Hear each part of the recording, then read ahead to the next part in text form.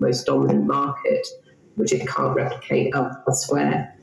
And when it rebuilt that relationship with the EU, it left the overseas territories outside of the mandate. And while we advocated hard to be included in there along with other OTs, it never did quite make it to that negotiation where it needed to get to be discussed. So that would be an example of, while I suppose I'm certainly not going to let the UK government forget the impact of what that caused the Falklands, and the need to potentially include us when the free trade agreement is reviewed in 2025, that there could be an opportunity to remedy that. And I can continue to appeal to all members of Parliament and the House of Lords to do so. Patrick Grady. Thank you. Our earlier witnesses from Gibraltar, the Chief Minister and the Deputy, made quite an interesting point about the changes to UK electoral law, which will allow, let me get this right, people who are British citizens resident anywhere overseas, but people who are British citizens who have lived in the UK and voted at some point in the past 15 years or whatever, will now be able to vote in UK parliamentary elections or elections to the House of Commons in the constituency in which they had previously lived, or can attest that that is where they had lived and voted previously. I just wonder if you have any sense of what proportion or number of the populations of Montserrat and the Falkland Islands might fall into this category now that the franchise is being extended in that way. We start with Mr. Farrell. Could you just repeat for me question? So the question is about the extension of the franchise for UK parliamentary general elections, where UK citizens living overseas will now have the right to vote in UK general elections. And this will apply to anybody who has, at some point in the past, been registered to vote in the United Kingdom, so been a student in the UK or has lived in the UK at any time. Okay, thank you very much for clarity. I don't know that it will affect Montserrat significantly, because we do not have a very large UK population here. What we do have are persons, Montserratians, who would have resided in the United Kingdom for years and then returned home. And those numbers are pretty small. Okay. In the future, it might grow, but for now, it's very, very small. Thank you. Ms. Barkman, for the Falklands. Well, that's an interesting point. The UK's probably the main destination for our students to go overseas to get both college and university education. So I can imagine that, as well as a relatively healthy kind of UK expat population resident here in the Falklands, so that might be a significant number. Off the top of my head, I wouldn't like to guess. But we have, with our twice weekly air bridge to the UK, and the number of Falkland Islanders who've lived in the UK at some point is increasing, but that's probably because of our education links in particular. Thank you. Thank you very much. We're now going to have our final set of questions, which is around the interactions that your two territories have with our select committees and other committees within the House of Commons. So Sam Dixon. Thank you. So you both described how you don't have a sense of the formal structures working. I think you may want to confirm that.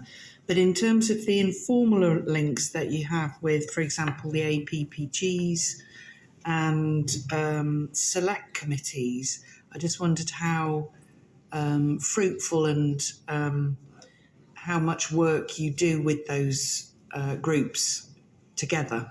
We start with Mr. Farrell on that. Thank you very much for that question. Of course, as I said, we do have a London rep, and she does speak with the APG rep, and I was fortunate to meet with not our rep, but the committee members in November when I was in the UK. And that, I think, we can improve the representation on the all-party grouping. That could be improved as we go along. We just change our head, having a new head in one's office. Well, I think a dynamic, and we'll be reaching out to that grouping. In terms of other select committees, apart from the Public Affairs Committee, your Affairs Committee, which I think we met in 2018, 2019, parliamentary. We have very little contact with other committees, except when occasionally like this, when the various committees come to seek information from us as overseas territory in Montserrat.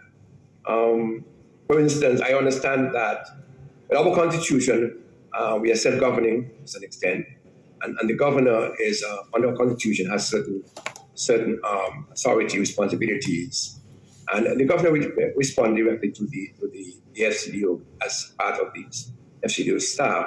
But what I understand in recent time that there was a committee in Whitehall, which the government of Montserrat can in fact make representation if the governor is behaving in a kind of manner, or if she's not adhering to the rules.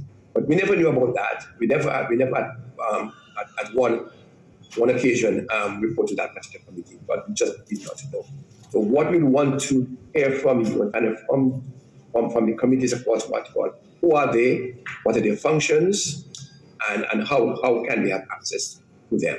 I will ask my rep to get in touch with you, because we now have an office. Overseas Territories now have an office in Whitehall where we can meet weekly. So I would ask her to get that information, because I think it's lack of knowledge. We don't quite understand, or we don't know, and in the absence of ignorance, we just cannot utilize the committees that have been processed. I believe that if we are aware of the various functions of various committees, then I think that we're better off in having a representation and our cases being put a little stronger across Whitehall. But not knowing, as I said, it's towards that. Ms. Barkman for the Falklands.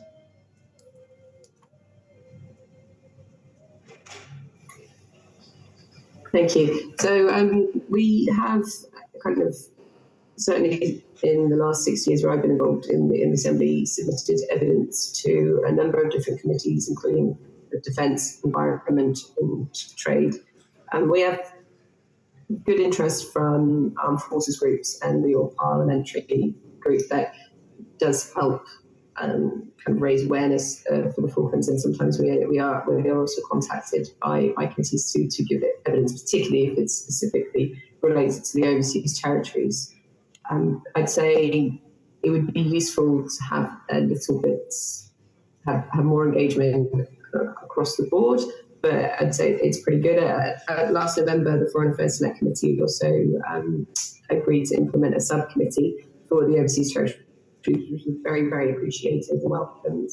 We thank Chair for her efforts there, because I think that will help across the board, because the overseas territories issues are sometimes similar, but quite often very diverse and kind of difficult to funnel through one committee in particular. But having that reach is really appreciated. Thank you. That concludes our questions. Is there any other points that you wish to make that you haven't had a chance through our questioning? Mr. Farrell?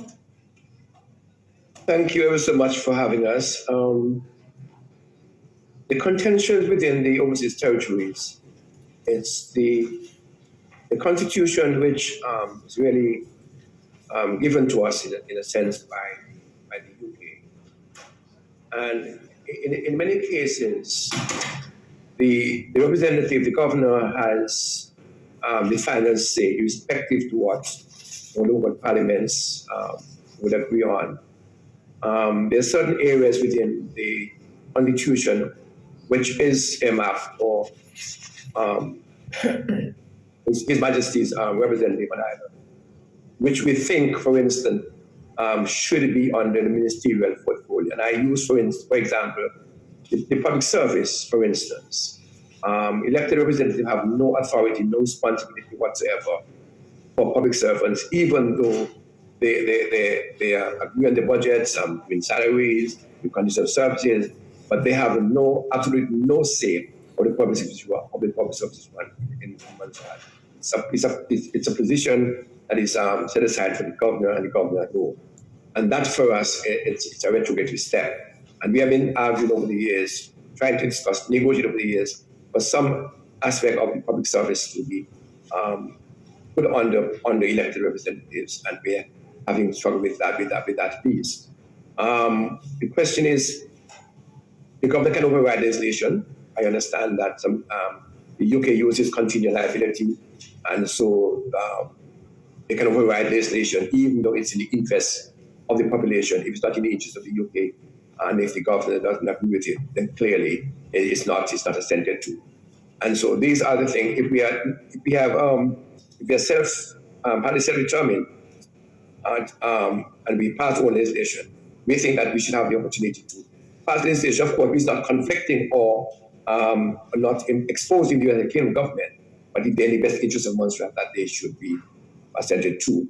Of course, the role of the governor is always come under scrutiny in almost all of the overseas territories. And we still maintain that the governor, for instance, is still chair of cabinet, and the agenda is still agreed by the chair, these sort of things. So there is, in fact, sometimes it's fundament, if I put it that way, among the population as to the roles of the role of the governor vis-a-vis the role of elected representatives. But as time goes by, I think we'll negotiate those and see whether we can find a common ground in any one of these powers that are delegated and assigned specifically to the government. Thank you very much. Thank you. Ms. Barkman?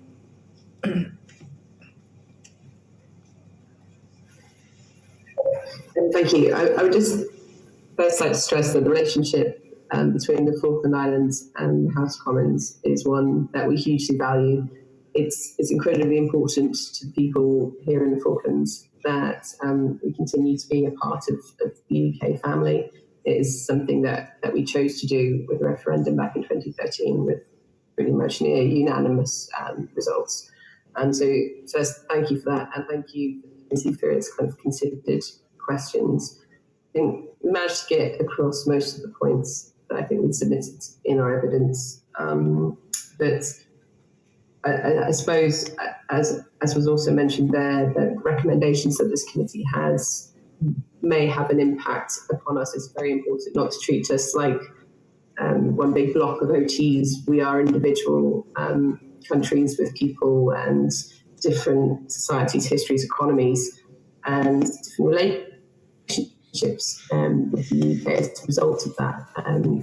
But on paper, we're all part of that overseas territory family, but we must be treated as individuals in that process. It would be very difficult to, as a clear divide, for us to be able to absorb an MP representing the views of the Falklands in the House of Parliament in that role. That's something that wouldn't suit our country for a number of very clear reasons. So no, just thank you for your time and for allowing us to reaffirm our evidence today. Thank you. Well, thank you very much, both of you, for your time.